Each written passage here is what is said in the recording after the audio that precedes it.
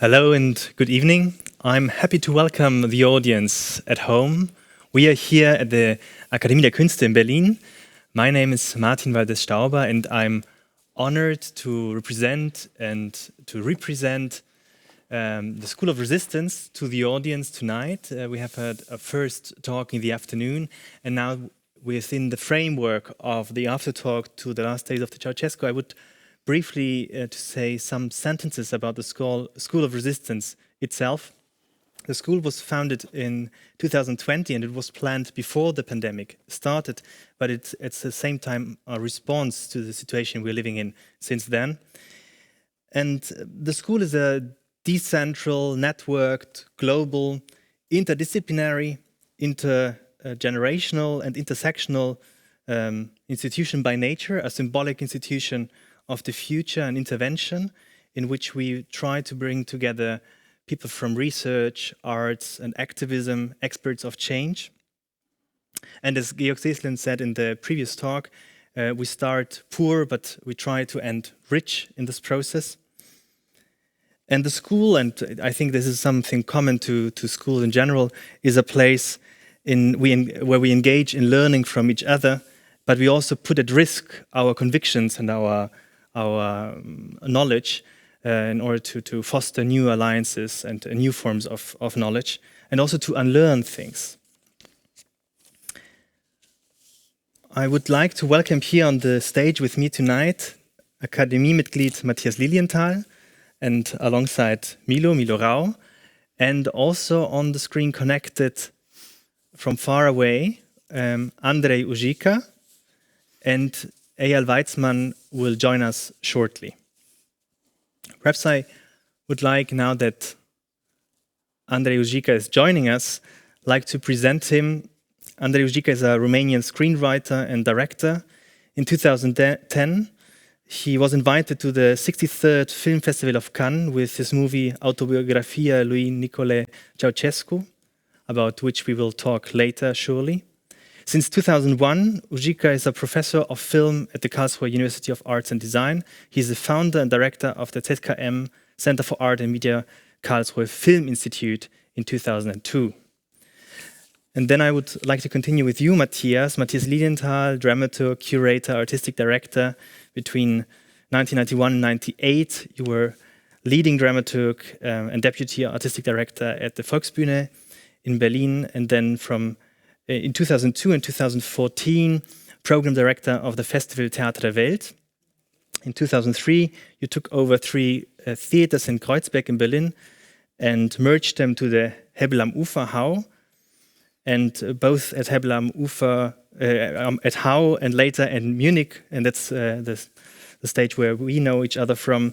The institutions you led were voted as Theatre of the Year by Theater Heute several times. And since 1999, you're a member of the Akademie der Künste in Berlin. And here to my side, Milo, head of the IIPM, artistic director of NT Gent. And tonight we will talk in this aftertalk about a project you did several years ago, and which took several forms. We saw the movie, it was originally a play, and we also have here a book, so it is a good example for how your projects take different forms. And I would like to start with a question to all of you, because we saw the original footage from the events of 1989. And I would like to ask you, and starting with you, Andrei, where did you see for the first time these original footage of the trial of the Ceausescu, the original one, the event, the historic event of 1989?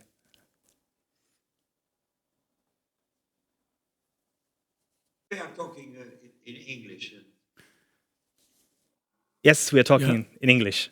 Is that okay for you, Andrei? It's okay, but what's the reason?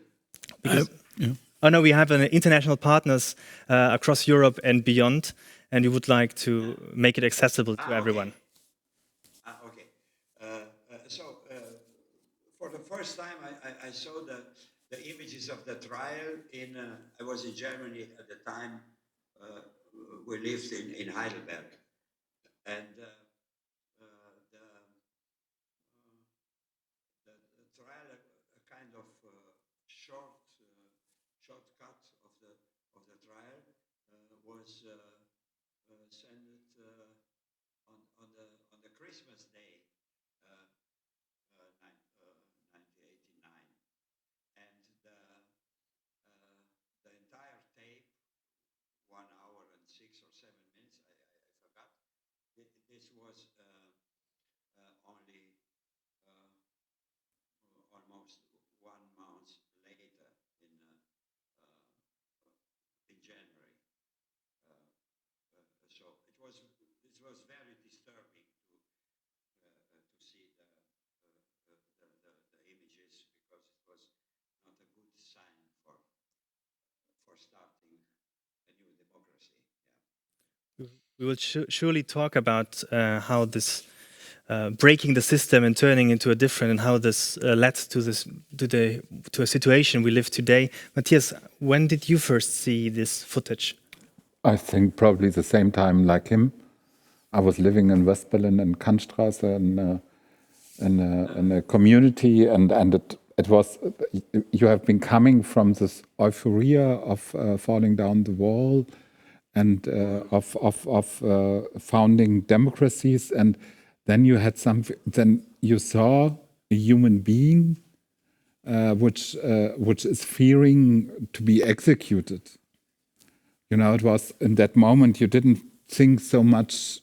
Of course, it was clear Ceausescus is one of the ugliest dictatorships which are imaginable.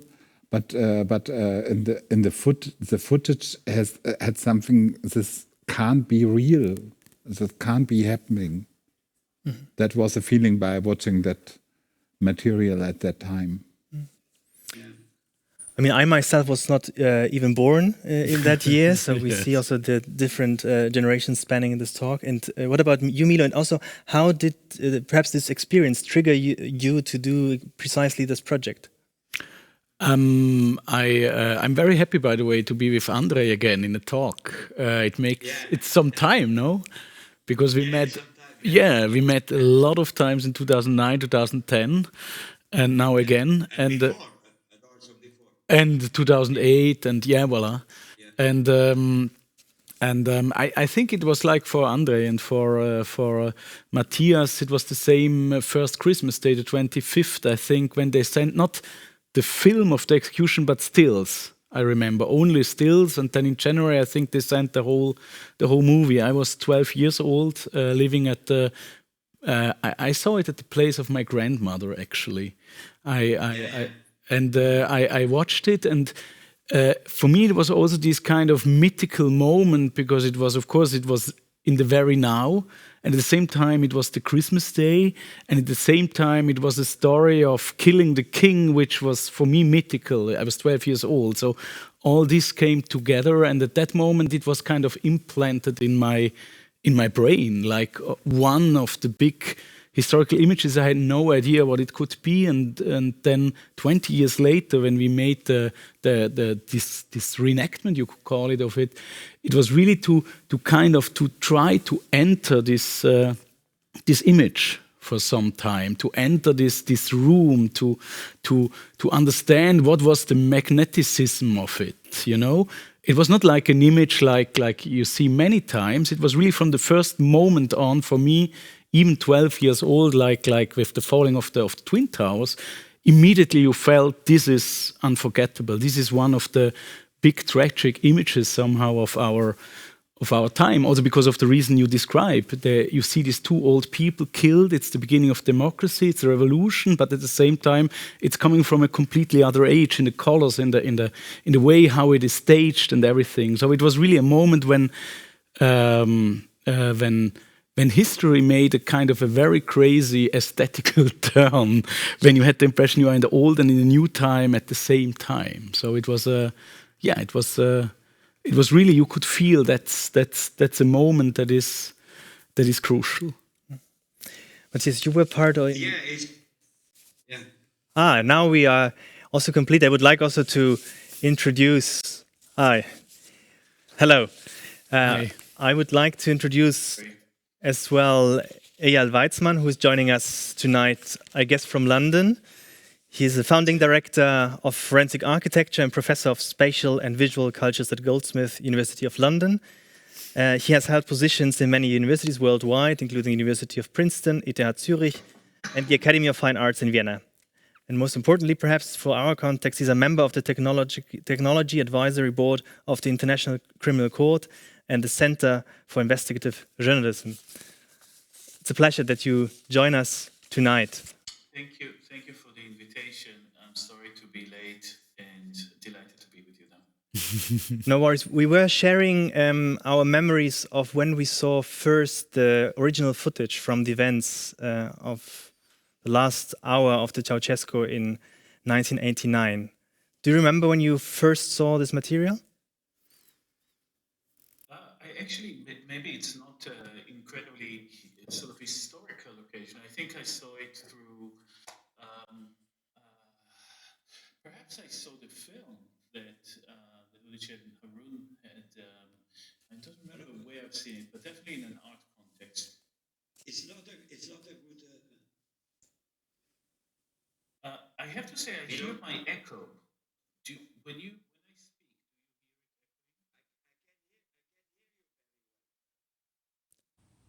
speak, Not at all. We Yeah, hear you hear you fine. very I'm fine. sure the technicians will find a solution. Oh yeah. Well, perhaps we continue here on stage. Matthias, I would like to ask you, you were part of the process of accompanying this project and realizing it back then. What was it like, and what challenges did you face in organizing this project? For me, it was a kind of sensational material, and I was totally impressed, but also totally astonished in the same moment that Milo was in a kind of naturalism, imitating exactly the clothes, the movements of the faces, and I'm coming a little bit out of the school of Rabbi Yemoué and Walid Raad, where you would deconstruct an historical event like this and then looking for different truths in it. And here it was a really an naturalistic imitating, and also if you see the actors drinking the coffee and behind of the set moving, and then you have the feeling that it's really Ceausescu which is sitting in the back of the stage of the how-to in Romania. That was always a kind of strange feeling and impressed myself totally, and it brings the story back, and it brings the question back to me: was it justified to kill him? Of course.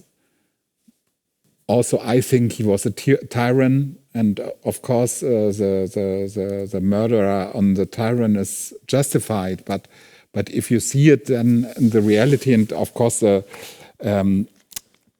behaving of the people, of the generals which accuse him, and especially how they are walking, they try to walk in the sense of the dignity of the moment. But of course, the trial was in a way ridiculous and not justifying an juridical just trial to condemn Elena and her husband to death. Why did you reconstruct it so much? You know, in reenactment, you could say, reenactment is coming from England, and is this normal people reenact an historic event, and here it's a perfect theater which you have been doing. Yeah, I mean, what for me was interesting. I mean, there are two points. I think also Andrei and And Eyal can talk a lot about this kind of belief that you could enter into an image. I mean, and concerning this image or this trial, there are 2 points. One point is that the camera was only focusing on the Ceausescus. Normally, just in some moments, you saw what was happening around. Actually, nobody really knew who was sitting there. You knew it somehow, but not. And what we do, we open the angle. So we have the whole time this kind of totale. You see the whole time what is happening, which we constructed by talking to the people, which is still alive, to listening to the sounds, to kind of really trying to reconstruct what happened. Because sometimes on the video you hear voices, you have just a little part of it. So this was really, and on the other hand, what for me was interesting was a kind of a very materialistic approach. When you look at it in the total, it's much less strong for me or weaker in the film, because there we are kind of in an acting world. But when you see the totale on the stage, you have people talking all the time at the same time, and we had to work a lot with the actors to have this how it was, that they were talking all the time at the same time for 1 hour. Everybody is shouting, you know, and to reconstruct this kind of like in a concert. That you would say, okay, it starts here and it ends here, and we do it as it was. Yeah, we reconstruct it as it was, and you will not hear what he says, and you will not hear what he says because they are talking all the time at the same time. In the end, 2 of them are shot. And the other side is for me of course, the context. 20 years later in Bucharest, together with these actors, which you would know from the Nouvelle Vague films of Romania, and all this bring together. And there's one special that was for me very important. There's an intervention that Stanculescu, so the general best friend of Ceausescu, somehow his most beloved general, who organized this trial, to bring him, he was in prison at that time, to bring him out of prison for one evening for the premiere, to put him in this loge of the theater, Odeon Theater in Bucharest, and to show this play to him. And all this together was for me the play that then started to tour. Yeah. But it was this whole constellation of a historical moment, of a unseen pictures, of a coming back and intruding in a dramatic image, which for me, and I guess Andrei, you have a lot to say about this, is also a story, an image, an untold image somehow about the revolution that didn't happen somehow, you know? Yeah.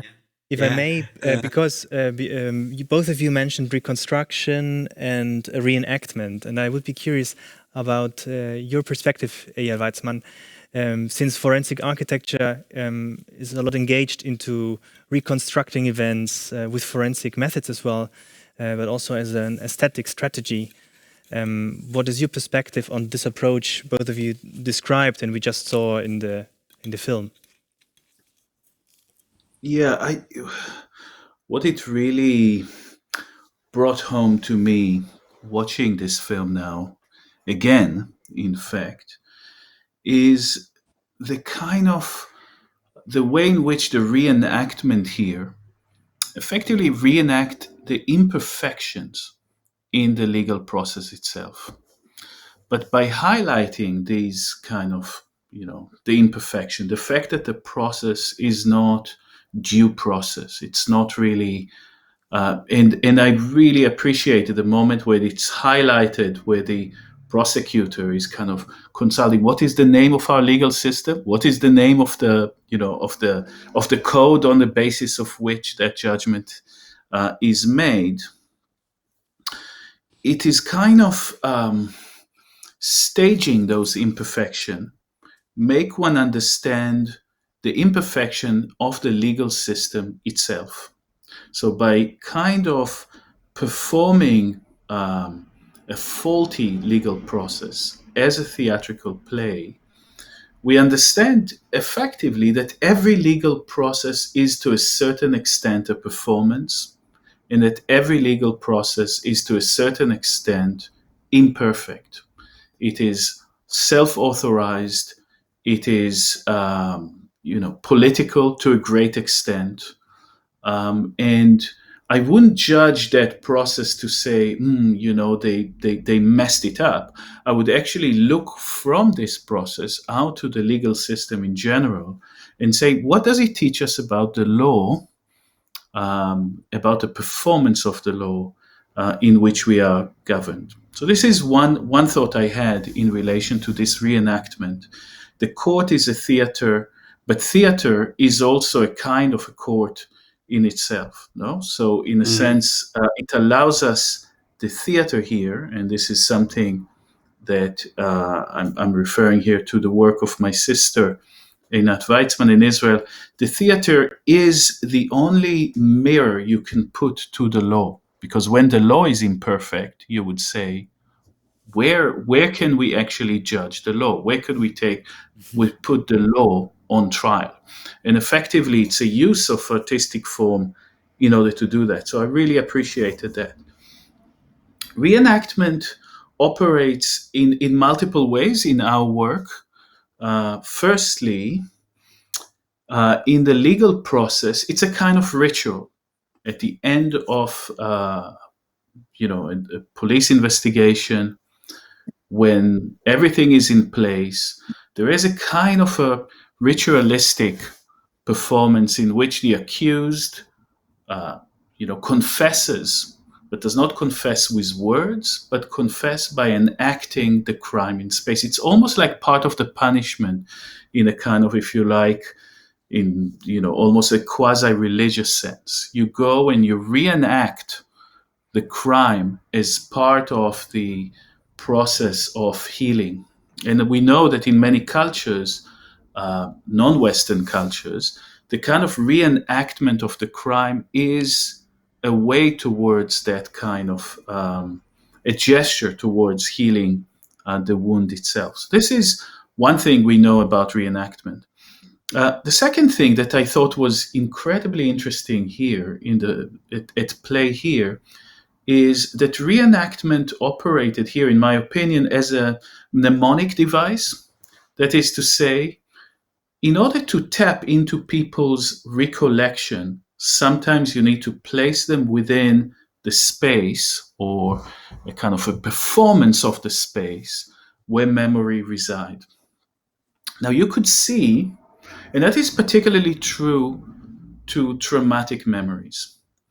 And if I'm asked, what I had yesterday discussed in some meeting, this is easy to access. But a moment of national trauma, a moment of personal trauma, I think for everybody there who were kind of shocked by their own, you could see they're shocked by their own decision and their own, what history has left them to do. Very often we find in forensic architecture that when we talk to witnesses, traumatized witnesses, the closer you get to the essence of the testimony, to the most precious description, the closer you get into trauma, the more memory escapes you and start playing tricks. And you start having lacunae, and you have repetition, and things that were in reality one are remembered as others. And I think that a process of bringing memory together, placing you again within the space of the trauma, allows one to engage it again and allows one to recall things and recalls feelings that maybe were repressed because they are traumatized and sort of inaccessible to your memory. So I think there's a process of collective remembering that was going on there. It was very important that the actors themselves, placed within the reenactment, can reflect about the kind of the historical moment and perhaps have a different entry point to it. So the kind of mnemonic device is really important. I have many more things to say about reenactment. I don't want to take too long here. Bounce back to me whenever you have another entry point. Yes, I'm grateful that you mentioned collective memory because you, Andrei, you also worked a lot on the footage of these events and of this historic moment. And you also made film works of your own about this historic moment. And perhaps you want to describe a bit what you did and what the strategy of that work was. Yes, I will start with what he said. My first observation was around on the end of '89 and in the '90s, that with the archival footage sequence with moving images, we have for the first time a kind of different historical document, because it didn't exist something more subjective than a personal testimony. So that's why the entire status of historiography as objective science is very questionable. Also because the classical historiography, it's written normally as a commissioned work from a king or a prince in the past, or from a national government in the century of the nations. It's enough to read three different biographies of Napoleon: a German one, a French one, a Polish one, and a Russian one, to understand that you meet there four completely different characters and persons. And with the appearance of the film, and later of variation of film like video and digital moving images in general, we have for the first time the philosophy to have something like preserved time, because also the photography is nothing else as a frozen time. But each sequence of moving images is a kind of a fragment of preserved times. For you can see forever how was the light on this day, from which direction came the wind, and you have also for the first time a kind of limited access to the psychology of the history, because in the mimic and in the gesture of the participants on a historical scene, you can read something from the psychology of the characters. Normally, we are dealing also with some with the psychology of historical characters who are delivered to us by some historiographers, but they are their interpretation about Caesar or about Napoleon or Augustus, and they are not. Mark Aurelius, he wrote himself. You can understand a little more from him.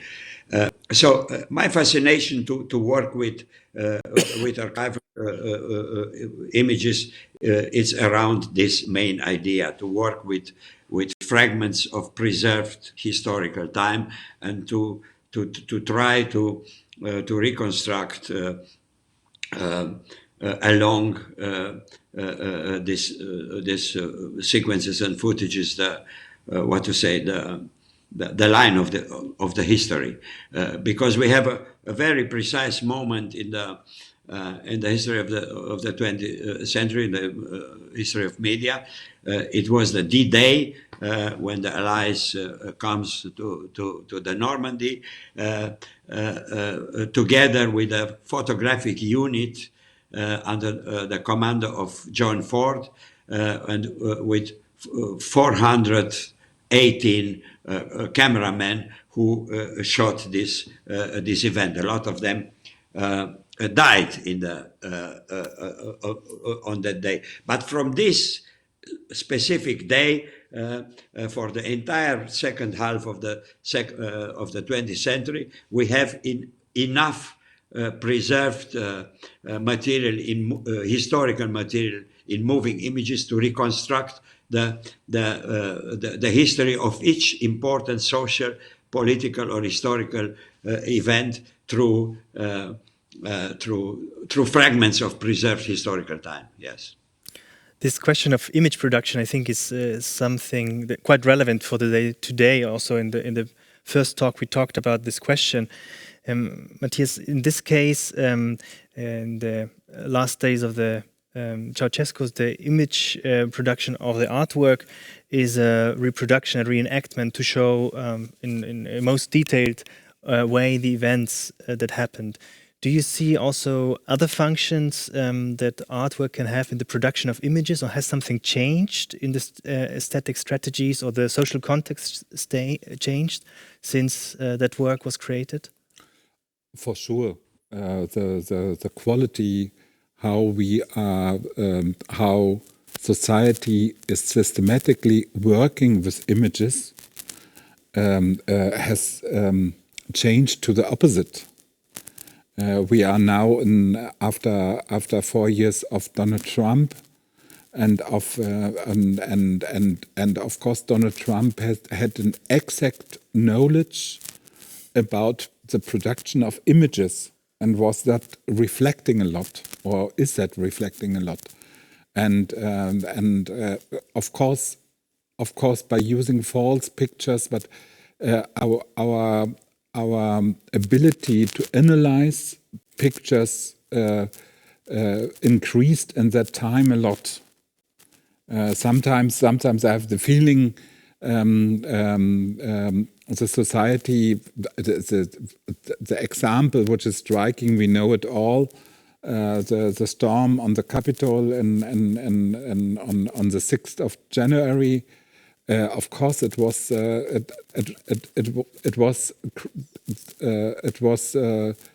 they tried to produce an image, and I think in 1989 there was much more an historical revolutionary moment, and it was creating involuntarily images, and that it's a huge difference, and that takes also the question: how can you do reenactments today? What is the sense of reenactments, and when is a reenactment killing yourself by perhaps reproducing an exact historic image, but sending a notion which you don't want at all, and now the question is much more how, beside of the analysis of images, that we are coming again back to an intellectual discourse which is not only oriented on images. Hearing that, Milo, would you perceive or describe also a change in your work from one of your first works, The Last Days of the Ceausescu, to the following years and projects regarding the relationship to image production?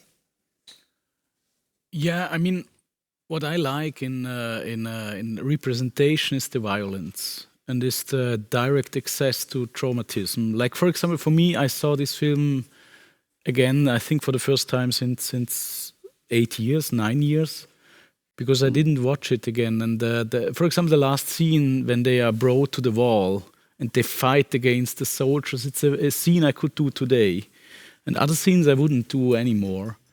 I think this is some things never change, and you repeat the same project again and again. But other things are very, very real. I mean, I'm sorry to go on this question of, because I see we have here projected questions of the public, and the one question is, how can we distinguish between reality and fiction when we reenact history? And for me, that's the main question until today. For example, when you talk about, when you work together, because it's collective work to do a reenactment, and then you would meet these soldiers that were really there, and they tell you stories that are in the objective archive of the footage you have impossible. For example, the soldiers would tell you we were 12, because 12 apostles, Christmas Day, and you know in this unit there were 16, or there were 8. And then you have to decide, do you have 12 on stage, like Claude Lanzmann would do it somehow? Or do you have, or do you go on the objective mechanical archive and say, no, it's not true? And the same for the colors of the room. For example, the colors on video, I think that's also Andrei who can tell a lot of things. When you go really to Dargovište and you watch that room is not greenish, reddish, brownish like these old video cameras. Because they did they have these colors from the 80s. It's a completely other colors. The room is smaller, etc., etc., etc. Even the angle is reversed. They set in the other angle that you think they sit in the angle because you have this kind of camera angle. And I always thought they sat on the right angle, but they sat on the left angle. And I had to decide, are they sitting on the red angle? Is it greenish, brownish, reddish? Are they 12? Are they, And then you are somewhere lost into fiction and what you could reality, but actually there are only two realities. And on what you decide, and then you go step by step. And I think this way of working collectively, like going step by step, deciding what is our decision we take as a team, stayed absolutely the same. But I think I wouldn't like reenact 1 hour of trial again. That's something I did 10 years ago. I do it at moments in a scene, but not in that way. I think because the historical moment is completely different. This obsession of materialism that for me was in the end of postmodernity so important to say, let's do it as it was, and the chair and the voice and an emotion is the same, and we just reenact it, There is no motivation, we just do it like a machine. I think this way of acting today, where you need more deconstruction again somehow, you need more criticism of images that are delivered to you by this kind of mediocrity we have today. So it's other strategies that you need. So it's yeah. So I mean, I have a political point of view on it, and let's say an artistic point of view of it, and then a very personal point of view as a child that was 12 years old, and I had that feeling like everybody, this is right and this is not right, and I made even decisions on my own somehow, where nobody would agree that this is the right decision, but somehow it was the right one, and yeah. I mean, but there we go very deep into. I have a question, Milo, in relation to what. Sorry, I don't know if I'm allowed by the rules of the game to go ahead to interrupt in such a way. Obviously, the kind of difference in because we know that trial reenactment is kind of within the DNA of documentary theater as a form. It's what very much lends itself to it, but usually it's done from transcript. And here, obviously, it's done from transcript and a film, and the video. And therefore you have the kind of the reenactment is not only a reenactment of movement, of text, but a kind of a media reenactment or reproduction in that sense. So it gives there's another layer. And I think that refers to the question that you asked about fiction and reality, because I think we're not really talking about that when we're doing reenactment. We're talking about representation, right? And representation, in a sense, it's something that includes, aesthetic decisions and, the kind of the documentary realism, if you like. But my question is, given that the camera in the room is such an important protagonist, an actor, your decision not to include the camera in the reenactment seemed curious to me. So I just wondered, and why did you choose it? And maybe later I would say why I'm actually asking it, because reenacting the camera of a reenactment has been at the center of a project we've done, and I could speak about that later maybe. Yeah, I mean, I can give a very short answer to it. Of course, in the rehearsals, we had this cameraman at one moment, and it felt like a very dandy-esque mise en abîme. It didn't feel real because it was the producer of the image, it was the narrator. And it was kind of, this camera should be behind me, behind everybody. And to put it into the stage just felt wrong. It was not an actor, it was the narrator. So you understand what I mean?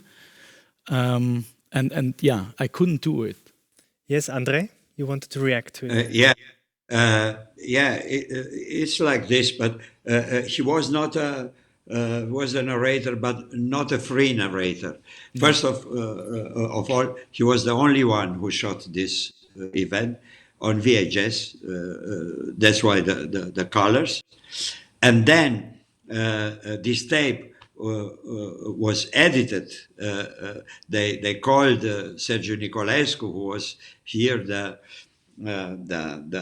most famous director of historical dramas and films with romance and so on, with 10,000s of artists of statists and so okay. And they cut it, the video in a way that you almost don't see, or very short, the judges, and all the time the Ceausescus. So that means that the cameraman, who was the narrator of the entire scene, he was censored. You don't have anymore his entire images because they destroyed. So he was also not capable to film the execution because he was want to change the cassette, and the soldiers, they had also fear. They started to shoot. So that's why in the first version of the process, in the short one, you see only stills, and in the long one, you see again it was a second take of the execution. They were already dead on ground, and they shoot against the wall and against the dead bodies. But the most interesting thing in this reenactment process and performance did by Milo, we have two aspects here. First of all, it's a kind of very interesting mise en distance of the events, exactly because the fact that we have not only traditional historical documents in form of scripts or transcripts of eyewitnesses, but we start also from the images, and this distance he creates also with a large shot, and not only with a close shot of the military cameraman, give a kind of strange distance perspective on all this, who started a kind of reflections about the entire installment of this trial. This is one point, and the other point which kind of representation it's the reenactment. It's nothing else as a visualization of how to say it, of historiography. The entire historiography is a reenactment in a written form. Each historian reenacts history, starting from some written documents in which are preserved some eyewitnesses or some some paper, some peace tractations or things like that. Yeah, it's a very, very interesting approach. To do this. The point you made about the historians, it's quite interesting, and unfortunately Silvia Sasse, who should have been here tonight with us, could not join. So there would be one question I'm curious about, and I'd like to ask all of you, starting with you, Matthias, namely the question of the audience, because so far you talked about the camera as an actor, as being part of the scene, but also as a narrator of the situation. But then there's us watching this material. There are the people observing the situation. And in the theater, again, I'm impressed in the movie by this premiere in Bucharest and the people observing this historic event 20 years later. And perhaps also, Matthias, this speaks to the difference of what the movie is and what the theater performance was.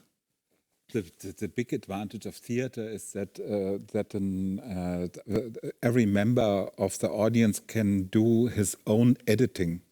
He is deciding whom on stage he is watching and hearing in that moment, and in this sense, theater is much more democratic than film is, and also the space where the trial happened. It's becoming a stage design, a set, and a set which is telling more things also behind of the historic truth. And of course, when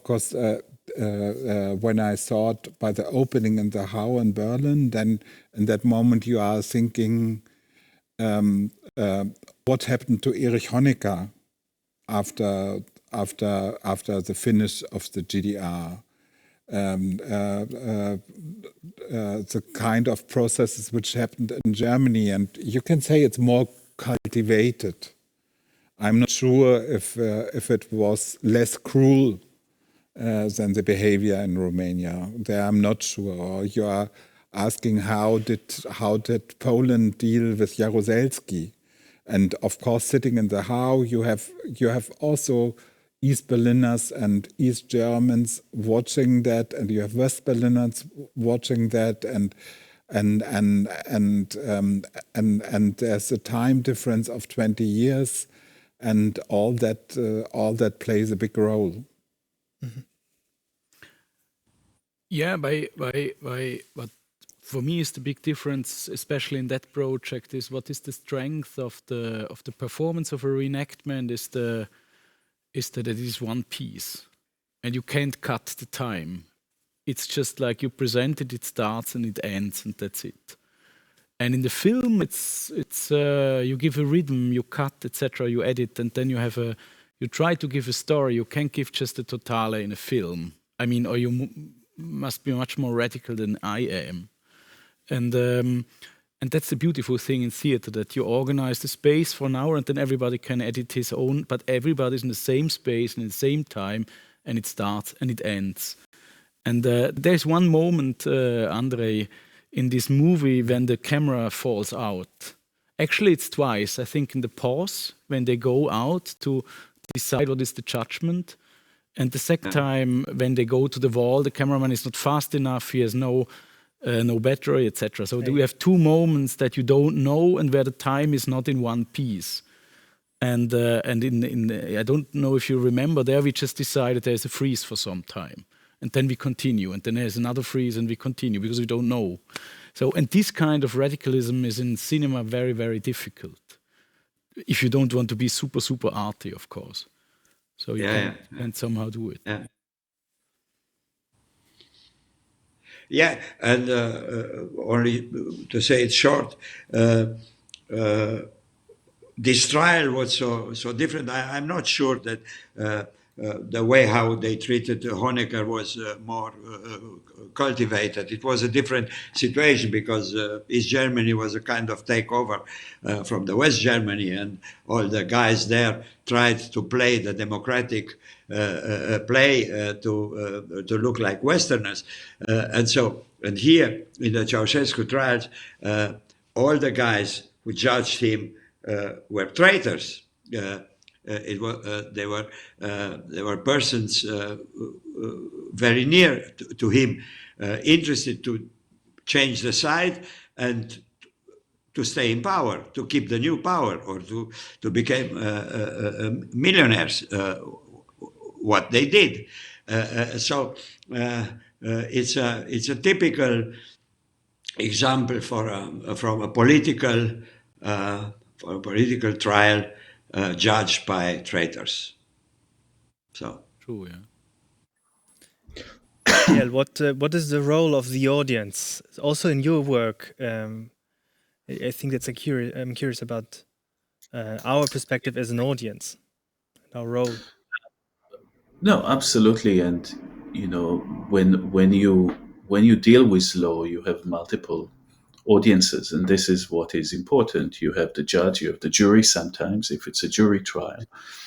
And in political trial, a trial is always a kind of a political pedagogy. You know, it's a kind of a political fable, political theater, and very much in that tradition. It's actually interesting to remember that the Nuremberg trials were not actually pushed by the Western allies, were pushed by Stalin. Stalin had a tradition of show trials, wanted to have the kind of the performative justice enacted, whereas I think it was Churchill that said, just put a bullet in their eye. He didn't want to go at all into that trial. And in fact, you could have done that in Romania as well, in that sense. There is a kind of a historical national pedagogy in relation to something that Andrei said before about the reenactment is the theater person kind of like historical, sort of like the tool of telling the history. I think it's very important to know that in law, reenactment is a testimony of the body, and that the movement of the body in space while doing reenactment, legal reenactment, could be considered perjury. That is to say, delivering of false testimony. So you can move in a way that is truthful or untruthful. Of course, every act of representation, and again, I'm going to the first question about truth fiction, which I think we need to complicate at some point, because that question keeps on coming all the time. Every act of representation is an act of enunciation and transformation. There is no representation that is an exact copy of the reality. And in fact, the gap between reality and the copy is where culture is where the decisions of the of the artist, of the director here, Milo, in that sense. From just very briefly to say that we had to reenact in one of our investigations. In fact, the investigation perhaps best known in Germany of the presence of a Secret Service agent in an internet cafe where neo-Nazi murder was taken.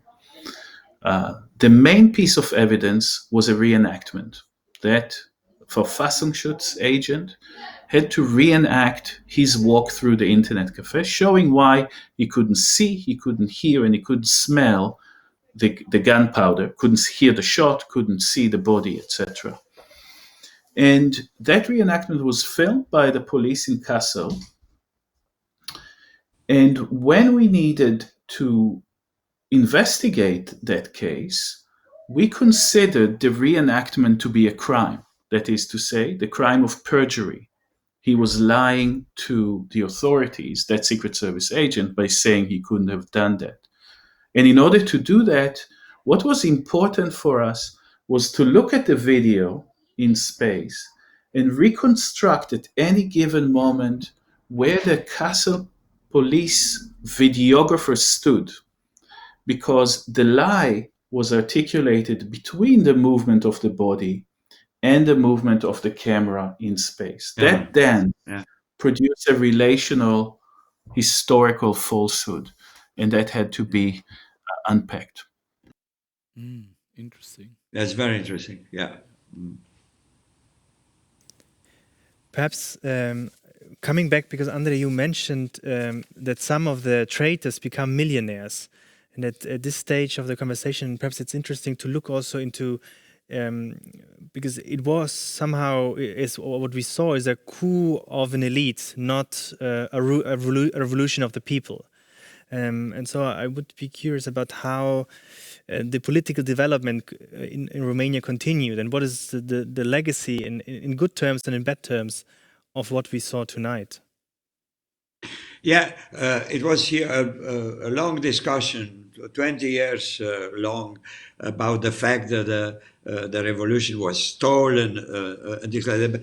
But I think this is only a kind of romantic naivety about history.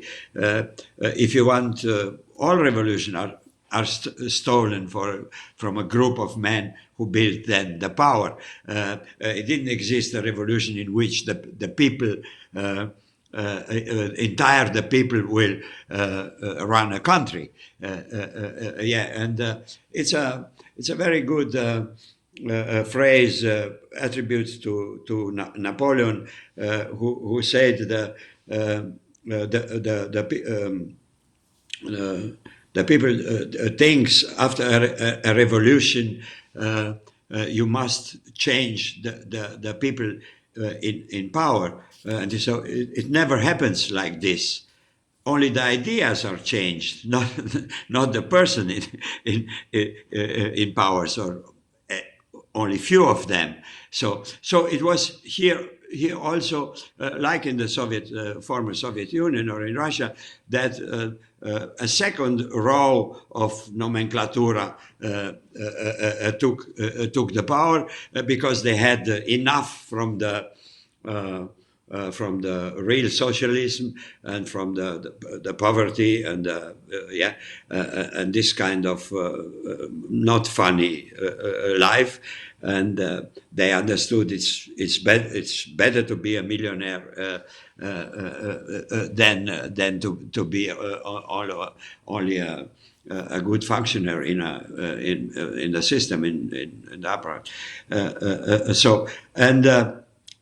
But I don't know. I must confess, it's strange enough that Romania developed for me in a good direction. It's clear that this kind of people became millionaires, but not only that. It's clear that it's still a lot of corruption here, but it's not only here. The corruption grows also in all the democracies and in so many Western countries. But on the other side, the impact and who comes from the fact that Romania is now part of the European Union, you can see it from year to year that it's a progress, and I'm very glad and gladly surprised that in Romania, for example, we have no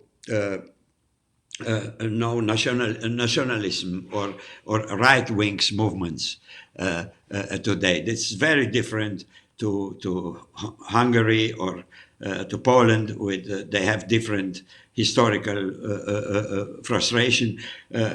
Here we choose a president who is a German from the German minority of Romania, and it's really today a very small group. They are around maximum 200,000 people, and he's not Orthodox. He is a Protestant also, and they are the good things. The progress is a little bit slow because of the corruption, but the corruption is old. It's in the tradition of the place. It comes from the Ottoman time and from the 18th century. It's not so easy to change this. It's a little bit like in southern Italy or in in different regions of Europe. All in all, I'm optimistic about the. Well, as you well pointed out, corruption takes many forms in different places. It's also it just takes other forms in places like the one or the country we are in right now. But I wanted to come back to what Eyal, you mentioned about the relation between the acting body and the camera, because there's one moment in the original footage which was quite striking to me, is that Ceausescu sees the camera and he looks into the camera and says, "I'm saying this for the history books." So he's very well aware. He is well aware of that the trial. He doesn't recognize it. It will come to an end. He doesn't want, but he knows that the camera is there and that he's also acting for the camera. Was it in any way relevant to your project? I mean, of course, psychologically and politically, it is relevant that you can see in the behavior of the Ceausescus, especially, of course, of even more of Elena than of him, that they have a kind of magical thinking. They think almost until the end. That's my opinion, reading these transcripts and looking at these videos. Almost until the end, they think if they don't accept the situation will not happen. And that's why you have a very strange way of communicating, of non-communication. What makes for me this kind of reenactment interesting, because it stays in the transformation that was kind of this trial was staged to show the transformation from the bad king to kind of democracy. And he doesn't communicate, he doesn't accept the situation. They don't really know the new words and the new rhetorics of the situation. As Eyal, you said, very funny when they forget what is the name of this kind of democratic regime they have now. They don't remember the name. They have no idea. The lawyers that were brought from Bucharest, they were civil lawyers. It was not a military tribunal, so they were very shocked. And at one moment you see one of the lawyers taking the chance to also talk to the history books and kind of fantasizing about, I don't know, being a kind of Robespierre for 10 minutes. And you have this mix of all this. You have the Stanculescu situation. You have so many interesting lines you could follow, and everything at the same moment, like everybody would have another script somehow, you know. And that makes it super interesting as a failed trial, as a failed ritual, as something that you couldn't use later and was just used because somehow it was broadcast by French television. But in the end, they understood. They made this new edit, this cut by the William Wyler of Romania.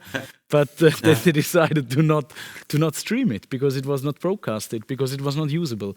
And that's the interesting thing of it, that you see in between the two regimes of rhetorics, the two regimes of, in that case, Romania or Europe, you have this black hole where you hear these strange sounds, you have this strange color, you have this strange script that is not existing, which is a system change. And that is what makes it, for me, a very good transcript of a revolution somehow. You know, you could search as a last comment, you could really search a long time in the revolution of 89 in Europe. What is something that tells it really in 1 hour, like this hour? Yeah. Or tells the whole impossibility of somehow the 20th century coming to an end and the new regime starting, perhaps postmodernity, I don't know. And I found, for me, it was this hour. It's very funny because it existed another moment. It's important, this moment when Ceausescu talked to the camera. This is not for you, for the judges. This is for history. Yeah, and he did this another time on the very end, before the execution, but the stupid cameraman didn't change quick enough this, or it was cut, because he started to when he understood they will be shot now, rather to leave the scene of the history like a hero. So he started to sing the international, the anthem, the communist anthem. So when he was singing when they shoot him, it was, I don't know, it was not filmed or it was cut out. Yeah. Eyal, you also wanted to react? Yeah, I was actually, I learned something very important also that I think I haven't noticed previously, perhaps I haven't noticed when I saw Andrei and Haroon's film. And that is that the main charge was the charge of genocide. And I think it's rather interesting. I don't know whether genocide exists or existed in the Romanian constitution before, but it's a very interesting choice here. So, Lemkin, Raphael Lemkin, the person that basically coined the term and lobbied for it to be included in the charge in Nuremberg, was not successful. So, in fact, the Nuremberg executions were not executions for genocide, but for crimes against humanity, which is a very different type of crime. It's a kind of an individual crime rather than a collective. But what is interesting in the choice of genocide is that it's the one law, one of a class of law, but very small number of laws that explode beyond a legal context. So genocide is applying to universal jurisdiction. That is to say, it's a kind of crime that when you enact it, you annul the laws of the state that could have made that crime legal, right? So it's a crime that is above the law or above national law, not above, international law. So in a sense, by pointing to genocide, it kind of opens history up. And we are at the series of genocide trials. And it's exactly a conversation with Nuremberg, with Jerusalem and Eichmann, with the ICTY on former Yugoslavia, and with the ICC, and with all other, and with a prosecution on the Southern American cone in Chile and in Argentina, where genocide all of a sudden exists like little bombs within legal system that kind of explode them from within. So I kind of wanted to learn more about that because I find it extremely interesting, the choice of that crime. And it could be, I don't know right now, I need to think about it and go through the books to see whether they were the only people executed for genocide in history. I do not know. History, yeah. It's because strange. the other war criminals were executed not for genocide, but for other things. Yeah, and here we have a more interesting aspect, because it's very interesting what you say, that the genocide is another level of jurisdiction of the crime. In this case, everybody knew that Ceausescu, he didn't kill a big number of people to good talk about this guy, but in other way, in this context there, because he took captive an entire nation in a kind of form of slavery, and so it was a kind of abstract using of the word genocide. Yeah. They exaggerated the number of the deaths in Timisoara and told them they were 4,000. It's not true. They were around 300 or 400 or so. But also with 4,000 deaths, this is not a genocide. So it was most used in a kind of very abstract form. Genocide is not a measuring for how many casualties you have. It's a measuring for another thing, for the intent to destroy in whole or in part a protected group? Is it a crime against the group? And in that sense, genocide is judged more on the intent side. It's curious in that kind of, as a law that is based more on, do you want to annihilate, whether you're successful or not, whether you haven't killed anyone yet. You could be an act of genocide if your action are intentionally there to annihilate a protected group, not necessarily a people. That could be a linguistic group, or it could be a religious group, or it could be a. Looking also into in this case, it was correct. The term was used correct. Yeah. Looking also, his intention was to supremate a certain group who was against him. Yeah. Looking also into the questions from the audience, there's particularly one, Matthias, perhaps you want to reply to it. I will read it out and also add a question of my own.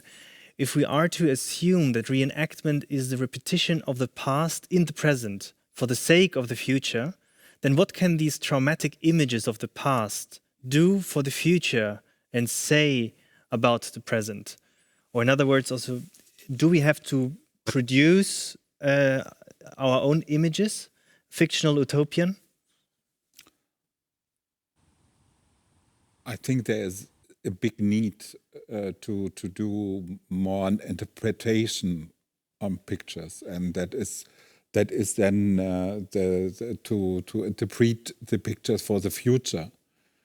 But I'm not sure if by the question of reenactments and of producing pictures, I'm a bit skeptical that the interpretation of pictures became so manic to the mediocrity that I think the next stadium is formulating the interpretation in another way. I don't know which one, but the interpretation of images is so much narrated that I have a fear that there is not a lot to add to it. Perhaps Milo, you also want to react to this question from the audience? No, I was when I was reenacting this 1 hour of trial. A lot of people were saying to me, as the guy who organized the trial at that time, he was telling me, "But Milo, everybody knows these images. Why would you reenact them? Because everybody knows them." And for me, it's like in this Edgar Allan Poe novel that you might know, I think the hidden letter. So everybody's searching for where the letter is hidden, and it was always on the table in front of our eyes. It was visible all the time, and that's just an experience. Perhaps it's absolutely not an answer to it, but to make a close reading of the most known images and the most known moments is sometimes much more interesting than to look at things you didn't see before, than to search things you didn't see. So really make a close reading of what actually happened in that regime change in this 1 hour. We could now talk perhaps 10 hours about the use of genocide, of these words. Why did they use it? Why did they want to explode this moment in a kind of a metapolitic, outside of history thing, this elite that then became millionaires and so on and so on and so on. And then you can go very close and it becomes very interesting. And I still think that especially theater for me is about really going deep, not just telling stories. And that's why I'm still a bit against what you could call fiction, but really to understand what reality, what traumatic reality is in the fiction we are telling us.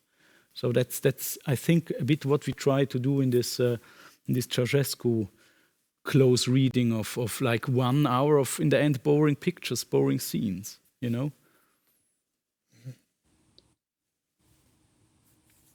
I think that the kind of one of the genius of that reenactment is that you use theater to also interrogate images. So you use, I find it that they're kind of like having seen first the videos and then the reenactment. I find that with a reenactment, you interrogate the notion of the law, of revolution, of transformation, but you also interrogate, to a certain extent, it's a kind of close reading on the camera, on what the camera shows you in particular situation, and it's kind of theater answers back. It's definitely it's theater that is post cinematic, because not only because it is using cinema, it's about the image. Yeah, that's very good. Yeah. Can I ask one question to Sure. Andrei? Andrei, at the very moment, I remember when we were doing the Ceausescu reenactment, you were doing this autobiography of Nicolae Ceausescu. Can you just tell us a bit about this? Because this was a really close reading of all the footage that existed from this guy over 20 years, you could say. Yeah, we made we can say it like this, exactly the opposite of the reenactment. I was trying to create a structure in which Ceausescu himself tells the story of his life. Yeah, and it's in a way how I edited this and used the sound, and so it's in the same time a deconstruction of his own images also. That's why the film is called the autobiography of Nicolae Ceausescu. It starts with some images from the trial, and then on one certain moment when you can have the impression he starts to understand that it's his last day. It will be ending wrong. We know this from literature from far away, that the idea is in such moments persons are trying to remember their entire lives. And so the entire film is a kind of flashback. Ceausescu is on the trial, and in one certain moment he has a flashback about his entire life in power, from the very beginning, from the death of his predecessor, Gheorghe Dej, and the film ends on the trial, again in a difference of, I don't know, 11 or 12 or 20 seconds, so that you can tell is in this 20 seconds during the trial he remembered his entire life. And that's why the film is ending with him who will not understand the new situation. And he says, all you say it's propaganda, they are propaganda, fakes and lies. What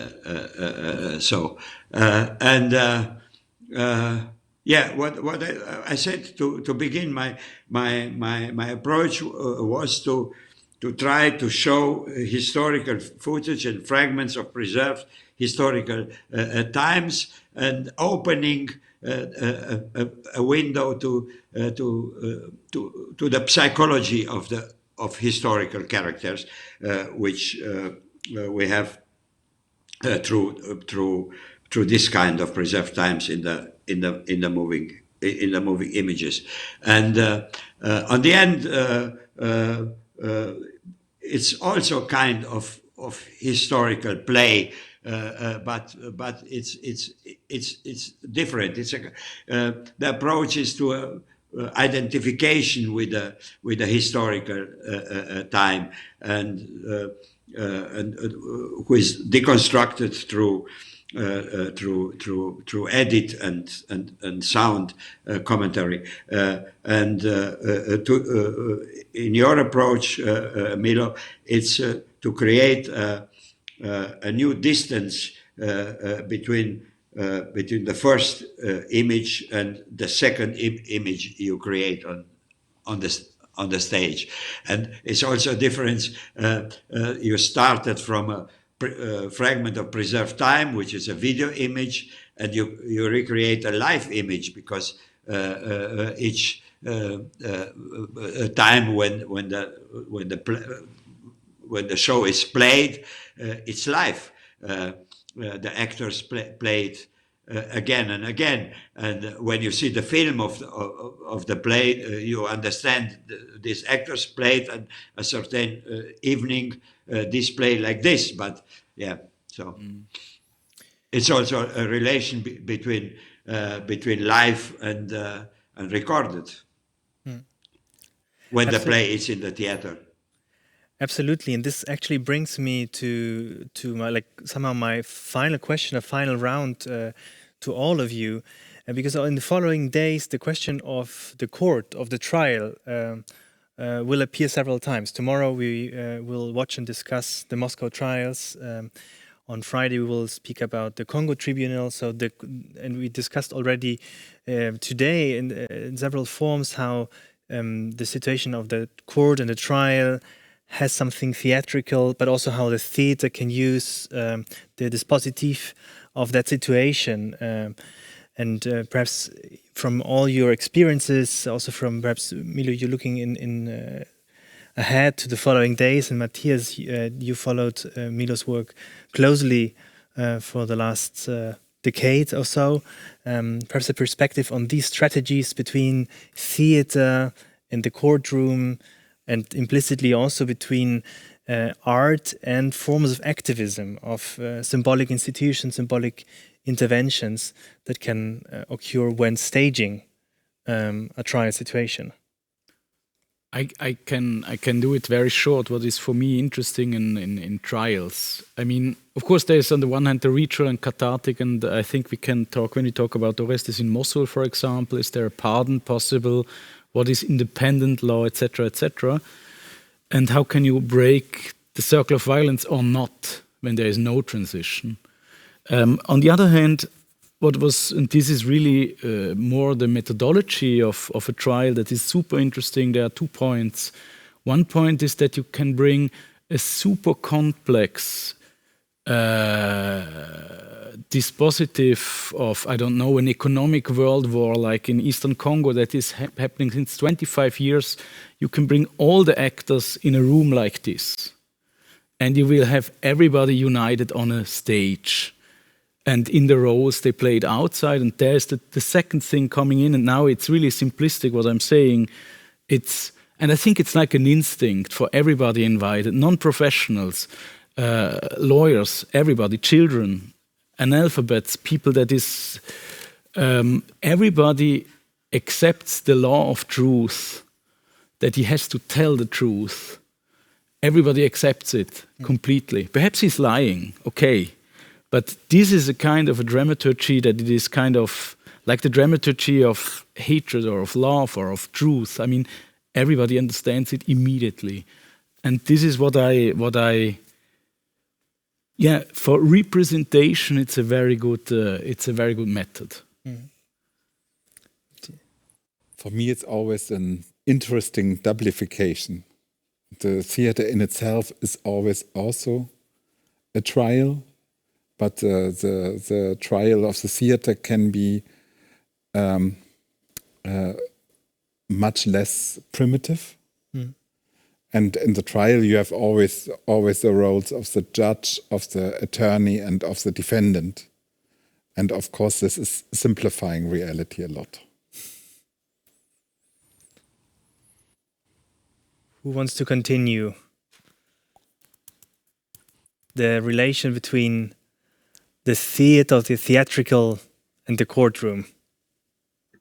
Yeah, I mean, there's a famous saying by, I think it's very well known to you, by a great French lawyer called Jacques Vergès, who was called sort of the devil's advocate. That was the name, the name of the film about him, who kind of used to represent during the kind of the anti-colonial struggle in France, anti-colonial fighters. And his strategy was called the strategy of rapture. And it's actually the strategy that is adopted very often by Palestinians in Israeli courts. That is to say, there are two things going on at the same time, and those two things happened at the trial that you were actually reenacting for us. One is that there is a legal process. In any other court, even the defendant accepts the rule of the legal process. In that court, the defendant judges the process while the process judges him. There is a kind of like, perhaps a not symmetrical, but definitely, there's a crossfire going on. And the term that Jacques Vergès was using was to turn the tribunal into a tribune, right? To turn, and that was the kind of the decolonial move, was to turn the theater into stage and to put the theater, to make fun of the theater itself. To make fun of the court, to make fun of the law, to make fun of colonial law and its violence. And I think that in that sense, Ceausescu was tried, but he was a kind of an actor there that was kind of, continuously trying I'm in the room, but I'm not inside your process. I don't want to compare Ceausescu with anti-colonial. It's a completely different historical situation, but it's precisely when the court is not accepted as a forum by which you play by the protocol, you pray by the rule, you go into those kind of quasi-religious rituals of truth enactment, but you try to rapture them. This theater of this technique of rapture is that you need theater, and theater is really an understanding performance, understanding theater, and this is with the gesture, with voice, with non-compliance, with turning your back sometimes to the judge, and all sort of other kind of performative acts that turn the tribunal into a tribune in that sense.